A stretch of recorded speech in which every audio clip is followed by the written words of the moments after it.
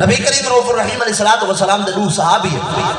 ایک دا نام ہے حضرت جابر بن عبداللہ الانصاری، بے صحابی دا نام ہے حضرت حذیفہ بن یمان۔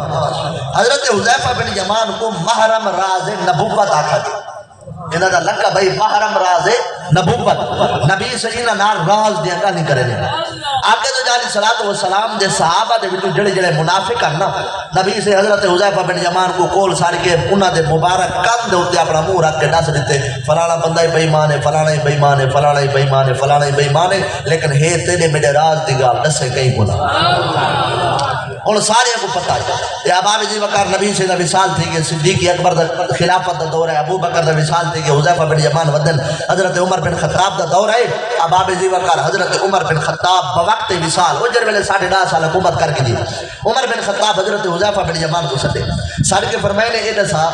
نبی سے جڑے تے کو بے ایمانہ دا نام دسے صرف ایو دس جا انہاں ناماں وچ میں بھی ہاں یا کوئی نہ، صرف اتنا دس۔ ابا جی وقار حضرت حذیفہ بن یمان کا امیر المومنین ہی وے سردار ہی وے، لیکن اے راز دی گل اے میں نہیں دس سکتا۔ ول ول پوچھتے رہے کہ حضرت عمر بن خطاب لیکن حذیفہ بن یمان دسی نہ، بالآخر حضرت حذیفہ بن یمان حضرت ام المومنین اما عائشہ صدیقہ نے اجازت مانگی، اما سڑ میں کوئی اجازت دو جو میری قبر نبی سید دے حجرہ مبارک یعنی نبی سید دے مزار پر انوار دے نال بنائی وجہ گنبد خضراء شریف دے اندر۔ تا باب جی وقار اما سڑ اجازت لے دی، جن ویلے اجازت تو بعد حضرت عمر بن خطاب دے وصال دا ویلا قریب آیا نا، انہاں اپنے پتر کو سدا حضرت عبداللہ بن عمر رضی اللہ تعالی عنہما کو فرمایا، باپ نے اپنے پتر کو کہ میرے وصال دا ویلا قریب ہے، جن ویلے میں فوت تھی وجہ نا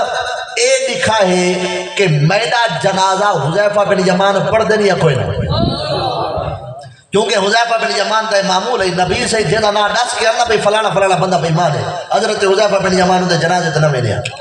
تو صحابہ کو پتہ لگ ویدا کہ حذیفہ بن یمان جنازے تے نہیں ہے، کوئی رولا ہے، تب سمجھ نہیں ہے حذیفہ بن یمان جنازے تے نہیں جو ہے کوئی نہ کوئی رولا ہے۔ اب آپ جی وقار بھائی مانا دے ناجر نبی سے دس کے حذیفہ بن یمان جنازہ نہ پڑھتا، حضرت سیدنا عمر بن خطاب رضی اللہ تعالیٰ عنہ آپ دے جنوے وصال ہو گیا،